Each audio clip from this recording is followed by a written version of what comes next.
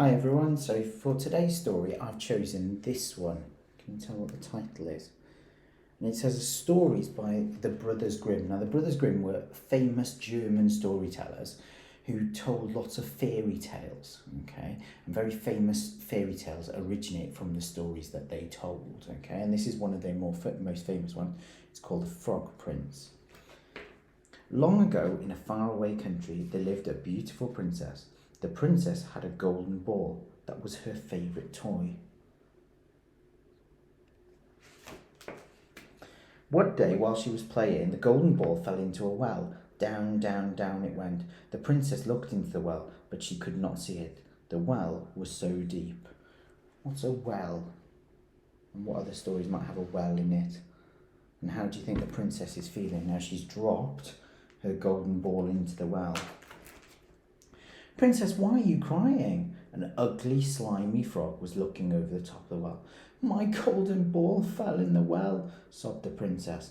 I will get your ball, said the frog, but you must promise me that I can eat from your plate and sleep on your bed. I promise, vowed the weeping princess. The frog went deep into the well and came up with a golden ball. The princess grabbed it. She was very happy to have it back. Now let's go to the castle, said the frog as he jumped out of the well. Do you think the princess will keep her promise after the frog has got her golden ball back? The princess did not want to take the ugly frog to the castle. She took the ball and ran quickly back to the castle, leaving the frog behind. So she's broken her promise. Do you think that's the right thing to do? That night, when the royal family was sitting at the dinner table, there was a knock on the door. Princess, let me come in, said a gruff voice. The princess opened the door and quickly closed it again. Who do you think was at the door? And how do you think she's feeling? Who is there? Asked the king. The princess had to tell her father about the promise to the frog. A promise is a promise, the king said to his daughter. You must open the door. The king is telling the princess that morally she should keep her story. What other stories have morals in that we've looked at over the last couple of weeks? The frog said, Princess, lift me up onto your table. The princess lifted him up, and the frog ate from her plate. Now I am sleepy, said the frog. Take me to your room. No, no, cried the princess. You can't sleep in my room. She doesn't want to let the frog sleep in her room. My child, said the king, the frog kept his promise, so you must keep yours. The princess had to obey. She picked up the slimy frog and carried him by her fingertips up the stairs and into her room. Do you think you'd want a frog kept in your room? The princess dropped the frog in the corner and went to bed. The frog hopped towards her. No, no, go away, she cried.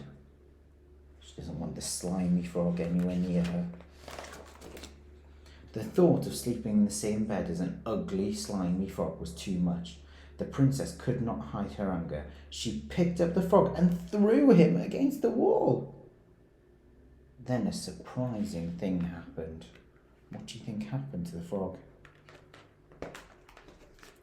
The frog disappeared. In his place was a handsome man. Don't be afraid, he said. I'm a prince, but I was under a spell that turned me into a frog.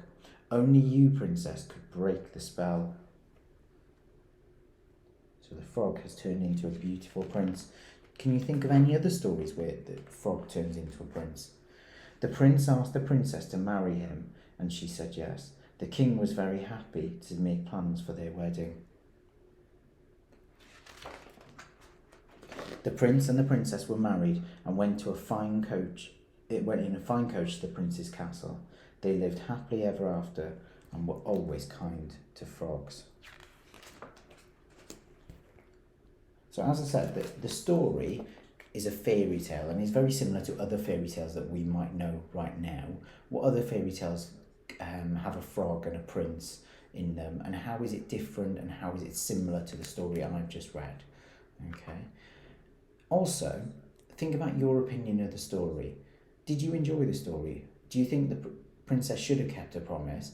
And do you think she should have lived happily ever after throwing the frog at the wall? What do you think? And I'll see you soon for some more stories.